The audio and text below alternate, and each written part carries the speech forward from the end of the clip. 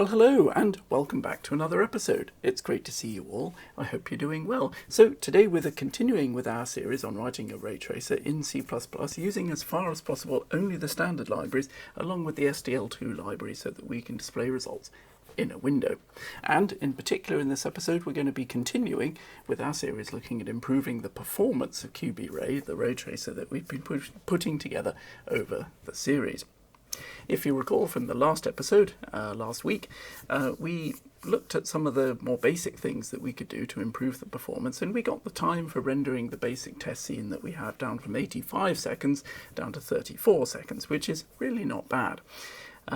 Today I want to look at some of the areas where we can make further improvements and bring that down even further.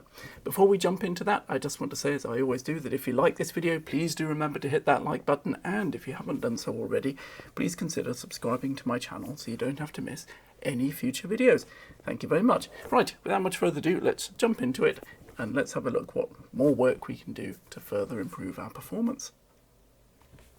Okay, so here I am at my terminal window, and the first thing that I want to do, let's just run the code that we had at the end of the episode last week, and let's just have a look at what we've got. So we can see that should take about 34 seconds to render, which was, as I say, a considerable improvement over the 85 seconds that we started with at the beginning of the episode last week. But as I said just now in the introduction, there is more that we can do to further improve the performance, even before we go on to consider things like multi-threading. So let's just let this run through, which is, it's already not too bad now in terms of runtime, I think. Let's see, nearly there. And yes, so there we go. So 34.23 seconds to render this scene. It's a reasonably complicated scene. There's quite a lot going on, quite a lot of reflective surfaces, got texture mapping, normal mapping, different shapes. The torus here, the donut shape, is rendered using ray marching, and it has a procedural texture, a normal map applied to it. So quite a lot going on, quite a complicated scene, and you know, on the face of it, maybe 34 seconds isn't too bad, but it actually turns out there is quite a lot more that we can do. So the first thing that we can do to sort of make that faster, you might think, well, how can we find what's making it slow? And you could think, well, I could go through the code line by line and maybe try to find what the cause is.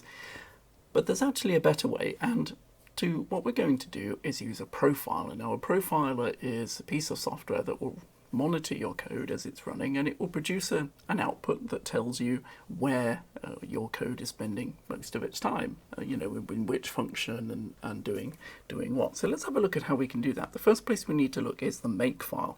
So let's have a look at that now.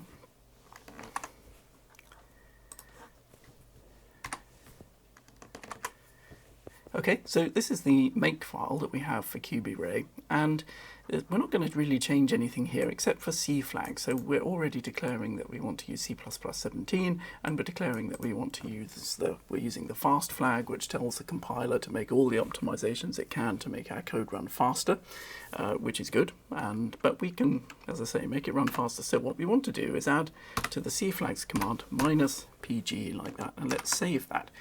And what that's going to do is tell the compiler that we want to use the profiler, gprof, and it will automatically build into the compiled code the functionality that we need to do that. So let's go back to the terminal window, and we're going to compile and run, and then we'll have a look at the output of the profiler. Okay, so back at the terminal window, we'll just run make clean.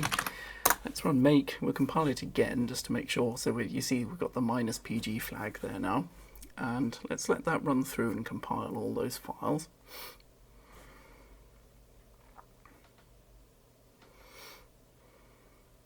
I've got a few files now, but my development version of this actually has many more, and having to recompile it every time does kind of get quite annoying. But this one is not too bad. There we go. So now let's run our code as before. I'm going to run /QB-Ray. Okay, now this is going to do exactly the same thing. It will be slower because it's recording the profiling information as it goes. So in the interest of time, I will shorten this sequence. Okay, and there we go. So we see that took 47 seconds now, and the output, as you can see, is exactly the same as what we had before. However, there is one difference. If we now look at our directory, you see we now have this file here called gmon.out, and that contains the output from the profiler that we're actually interested in, but that is not in a format that we can do something useful with. What we need to do is gprof. I'm using gprof. There are other profilers available, but this one I think comes with Linux anyway, at least if you install the development libraries. So we're going to do gprof, and we need the name of our executable and the name of the gmon.out file, and we want to put the output into a file that we're going to call analysis.txt. Let's run that.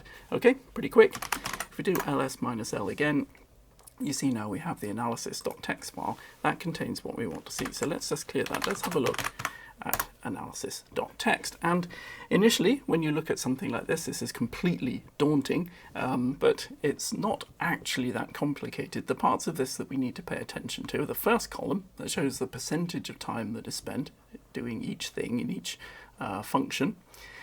You can see the number of times a particular call was made to that particular function, and you can see what the name of the function is. Now, the first thing that we can really realize is here we have 18%, 13%, 11%, and 10%. We can see that generally these are all in the qbvector class. Okay, so this one is std vector, but that is used by qbvector, so that's the allocator for std vector. And then we have initializing the qbvector of type double by passing an integer to it, and we use that to specify when we want a vector of any particular size. We also have the qbvector operator multiply when we multiply, here we go, that's actually multiplying a matrix by a qbvector. We have the gtform.apply. We'd expect that to be taking a while because that's applying the geometric transform. We have qbvector operator minus. So what we can see, and here qbvector operator plus there is down to 3.47%, so that's not too bad. But what we get from this is that really the biggest thing at the moment that's slowing down our code is the qbvector class, or probably in general really the linear algebra library.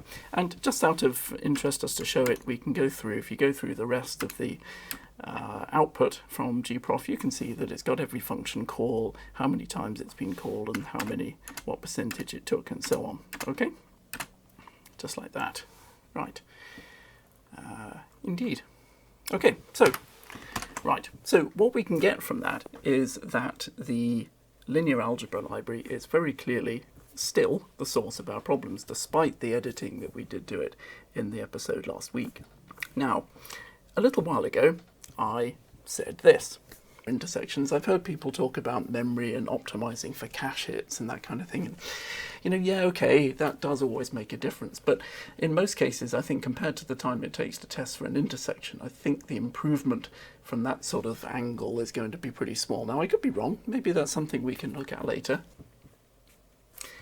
Now, interestingly, I stand by that. However, there was a little bit of an oversight, or there has been a bit of an oversight perhaps on my part in terms of how I've written the code. So I originally created the linear algebra library as a generic library. Okay, so it's designed to handle potentially very large vectors and matrices and everything, and as such it uses dynamic allocation of memory on the heap. And using heap memory is actually relatively slow compared to using memory from the stack, or when you directly allocate things on the stack can be a lot faster. So yeah, that and when I started creating the ray tracer, I just went with that and I just used the linear algebra library as it was, as I'd already put together.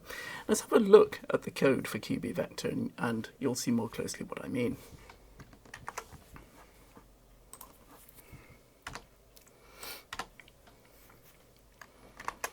Okay, so this is qbvector.h, and what we can see, the issue here is that we've done this, everything here is using std vector. Now that's a perfectly good way of working, it's totally compliant with modern C++, it's a good way of doing things because it builds in security and everything else, certainly compared to using raw pointers. But as I said, it is allocating memory from the heap rather than from the stack, and it is quite slow. And what we find is, you see in the constructors, we're using allocating std vector there and so on. And essentially, really, we're basically constantly allocating and deallocating vectors, and that's, or STD vectors, and that is actually really slow. It's the equivalent of, really, if you use new to allocate a block of memory and then you have to delete it again afterwards, that is going to take time compared to simply creating some variables. You can see how that's going to be quite a lot faster. So what I've done to fix this problem, and I spent quite a bit of time thinking about how best to deal with it, really, but what I have done is created 3 new QB vector classes, QB vector 2, QB vector 3 and QB vector 4, that are specifically for 2-dimensional, 3-dimensional and 4-dimensional vectors. We know that in our ray tracing system we nearly all the time are dealing with 3-dimensional vectors, but occasionally we have to use 2-dimensional and occasionally 4-dimensional vectors. We are very unlikely to ever need more than 4-dimensional or less than 2. I mean, less than 2 dimensions is obviously just a variable, so we don't really need to worry about that. So, as I say, what I've done is created specific classes for those, and then that allows us to store the data in a separate way. Let's have a look at what I mean by looking at the new QB vector 3 class.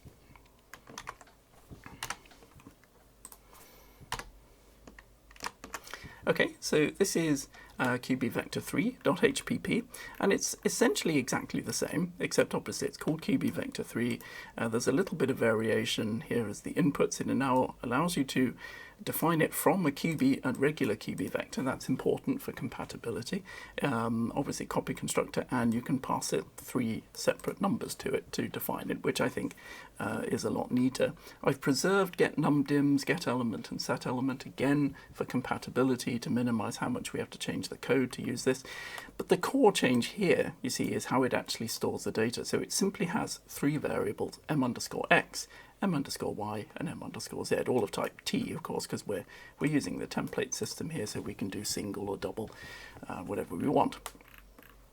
Other than that, basically everything is the same, except of course the constructors initialize the 3 variables, or we copy data into the 3 variables as required, and I had to make some changes to the way that it calculates things for the norm and things. We don't necessarily need to use loops where we would before, because we know how many elements there are. Okay, the overloaded operators, functionally the same.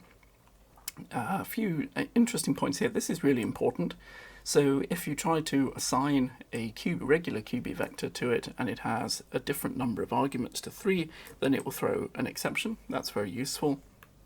And the same if you try to do it from STD vector. That's very important, as we'll see in a moment. And yeah, so basically those are all the changes that I've made. Some changes here as well to the cross product and the dot product. The calculations are the same. I've just changed the implementation to work with the new variables. Okay. Now, as well as QB vector 3, I also made QB vector 2 and QB vector 4. Those are the same, but let's just have a quick look. QB vector 4, also the same, except it stores 4 variables. I didn't think it made sense to call them x, y, z and something else, so I've called them v1, v2, v3 and v4. And essentially in those two, everything's the same as for QB vector 3, except that obviously in this case I'm using 4 variables instead of 3 and so on. But you can see, you can get a handle for how that works. Now, the interesting thing is, obviously, we need to make a massive change now to the code base to implement these new classes. Now, this is something that generally I've tried to avoid doing because this is sort of a tutorial where we're building everything up to create a ray tracer, and I've tried to avoid situations where it would be necessary to make big changes to the code base after we've already started. However, as I said, this was something I simply overlooked when I originally developed it, that of course using the generic linear algebra library would be quite a lot slower than using these specific functions, and we'll see that in a moment. But before I show how much quicker it is, I just want to show some examples of how I went about actually modifying the code, because there are certain things that we can do to make that job much easier, so that we don't simply have to open every file, go through it and make all the changes by hand, which would obviously take a very long time. So let's go to the terminal window and let's just have a look at how we can do that easily. Okay.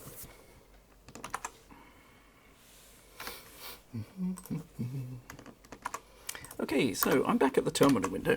Now we've put the new files, or if we go into QB raytrace, QB linalg, So these will all be part of the linear algebra library, which is a sub-module in terms of Git. I will push them up to that, as well as pushing up the code, obviously, that we're changing today. So we've got qbvector 2, 3, and 4.hpp there.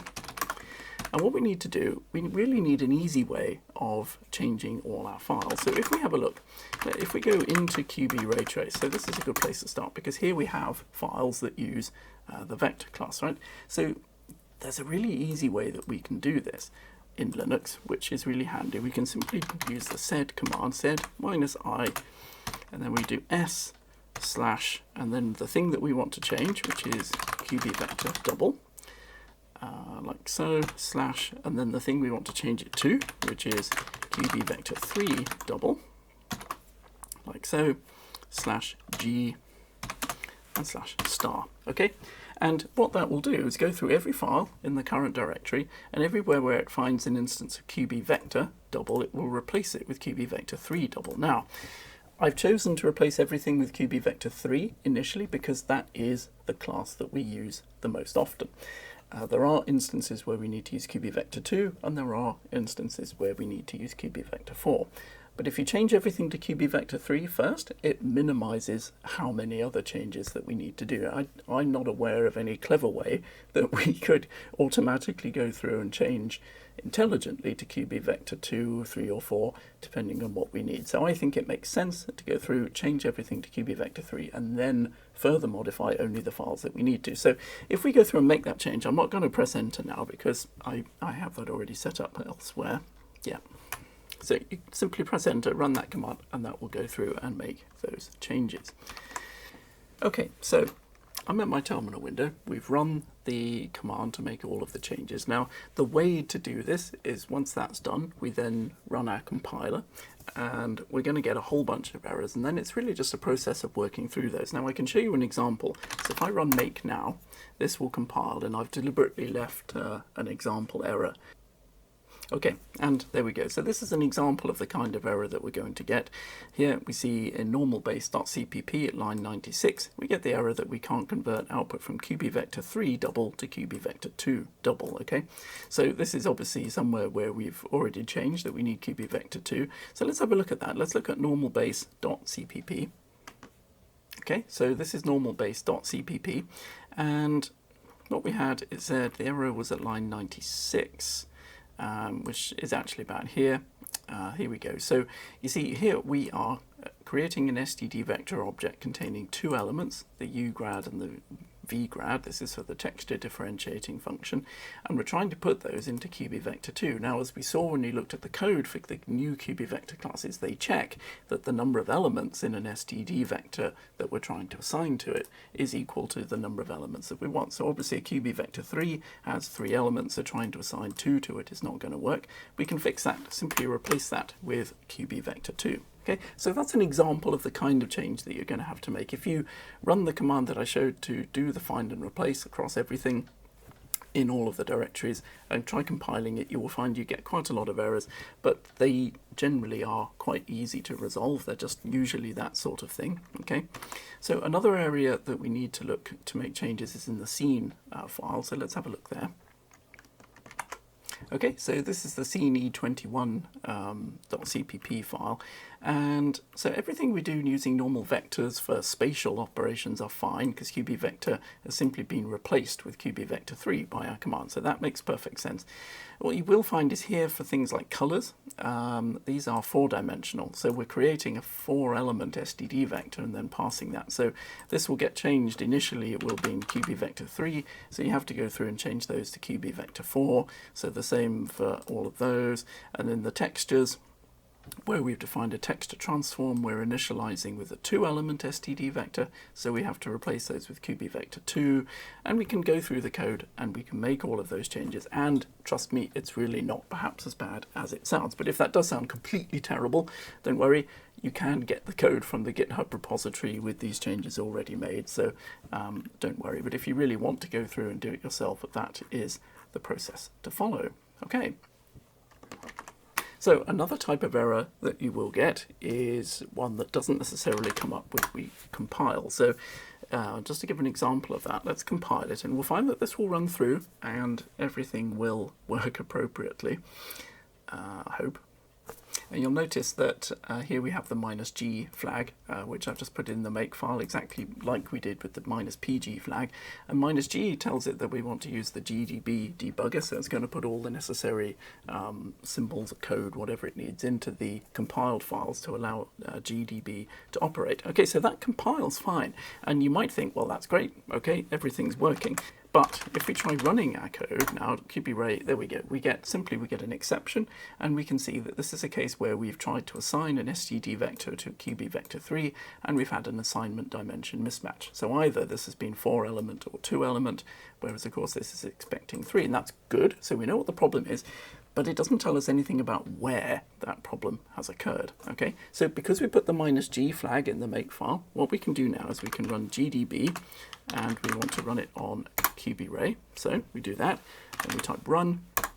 That will run our program until, of course, we get the exception. But now what we can do is we can type backtrace, and that's going to show us the call stack and show us what the problem is. And we can see from this that the problem happened here with the operator equals function of QB vector 3. Now we knew that from what we saw. We have an std vector of length 2, a capacity 2 being passed into it, so obviously that's not going to work. And we can see here that that problem occurred in the composite base class.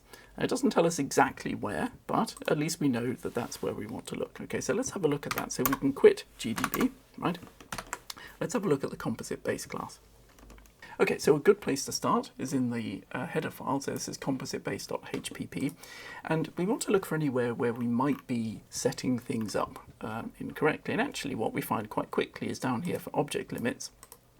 We see that we're setting up on m_xlim, m_ylim, m_zlim, and you see that they were originally assigned as 2-element QB vectors, but we are trying to set them up as QB vector 3, which is clearly not going to work. So we can fix that. We can simply replace those with QB vector 2, and then we don't need to set them up with a size initially, and we can save that, and we can compile, and that should resolve the issue. There we go. Okay, so there's one more place that we do need to make changes, and that's back in the linear algebra library, and it is to the QB matrix class. Now, the reason we have to do that is because the QB matrix class contains the function that handles multiplying a matrix by a vector, and we have to do that whenever we want to apply a transform, a geometric transform, to a vector. Okay, and what we need to do is we need to overload the operator specifically for the new classes. Okay, so what we have is QB matrix 2 times QB vector 3 and QB matrix 2 times QB vector 4. Those are the new things. So we're simply going to add those in. We copy exactly the same syntax as we had for QB matrix 2 times QB vector. Okay, exactly like that, but multiply. And let's just have a look at the code. So scroll through to where the overloaded operators for multiply. Here we go. So this is matrix times QB vector 4. So as before, we check if the left-hand side, the matrix has 4 columns. If not, obviously that's an error. We set up a QB vector 4 type T for the result, and then we're simply going to loop over all the rows of our matrix and calculate our cumulative sum as we go using this syntax here. And then we put the result into the relevant part of the result vector, and we return the result. Okay, and the version for QB vector 3 exactly the same, except of course we check for 3 columns, and we only need to worry about 3 columns there. Okay, and this was the original version, you can see, which obviously is designed to be generic, so it just uses loops because it doesn't necessarily know how many of those you're going to have. Okay, so that is all of the changes that we need to make, and I've given a very brief overview of how I went about actually implementing all of those changes. What I want to do now, let's actually compile the new code, let's run it, and let's see how much of a difference this makes. Remember, we saw from the profiler that a considerable amount of our runtime was being spent in the QB vector class, so we should expect to see a reasonable increase in performance from making these changes. So let's have a look at that now. Yep. So, okay, so back at the terminal window, let's just run make clean, tidy everything up. Let's run make, and let's compile again. Okay. Let's run QBRay. Let's see what we get. Okay, so we can immediately see that this is significantly faster now. In fact, we're more than halfway already, which is quite impressive. And there we go, just 11.9 or basically 12 seconds to render exactly the same scene. Now that's quite an improvement from the 34 seconds that we had at the end of last week's video, and a massive improvement on the 85 seconds that we had at the beginning of last week's video. So overall, we've achieved really quite a significant improvement in performance. Now, as I mentioned before, I do believe that really the number one way of making ray tracing fast is to reduce the number of intersection tests that you have to do. But of course, that does rely on the assumption that you've made testing for intersections as efficient as you possibly can first. And I mean, I stand by what I said, but I did overlook the issue of using heap memory as opposed to using stack memory. And what we've done now is change the QB vector class to use memory from the stack rather than from the heap. And we see that that does make an enormous difference. We saw from the profiler that actually the QB matrix class wasn't really taking up any significant amounts of time. So I haven't at the moment looked at making any changes to that. It does still use heap memory. We're pretty quick. We can definitely, I think we can definitely go faster. So I am going to continue working on this, and there'll probably be at least one more video looking at how we can further improve the performance before I go on to look at multi-threading, which it's really worth doing because I want to go on to talk about path tracing and other techniques like that. Once we start doing that and we start doing potentially hundreds, if not thousands of samples per pixel, we're casting, thousands of times more rays into our scene. Any inefficiencies that we have now are going to be greatly amplified. So it is very important that we try to get that right now and get it as fast as we possibly can. Okay, so that's what we're going to do, and then we're going to look at multi-threading, and then from there we're going to move on to looking at path tracing. Okay, so that's really everything that I wanted to talk about this week. A fairly quick video, really just looking at how we can make those changes to the code. Apologies for having to make such a massive change to the code base. As I said, I have generally tried to avoid that, but this was a bit of an oversight on my part, so sorry about that. But I think the results are worth it, and I think the method that I've shown for going through and making those changes actually does make it relatively straightforward. It's a little bit time consuming, but you don't need to worry about that if you don't want to. As I say, the code is available on the GitHub repository, so you can just get the new code from there. It will be up, made available on that, not immediately after this episode goes live, but fairly soon after. So yeah. Anyway, there we go. So I really hope you've enjoyed this episode and hope you found it interesting. We've covered some new topics. We've looked at using gprof for profiling our code, and we've done a very quick example of using the GDB debugger to find where problems are occurring, which two topics that I think are quite interesting, probably worthy of videos on their own, but that really I think is something we could potentially look at another time. And yeah, we've made a massive improvement to the performance of our ray tracer. So yes, anyway, as I say, I hope you've enjoyed it. I've really enjoyed making this video. And yes, if you have liked this video, please do remember to hit that like button. And if you haven't done so already, please consider subscribing to my channel so that you don't have to miss any future videos. Thank you very much. Anyway, that just leaves me to say thank you very much for watching, and I really look forward to seeing you in the next video. Bye.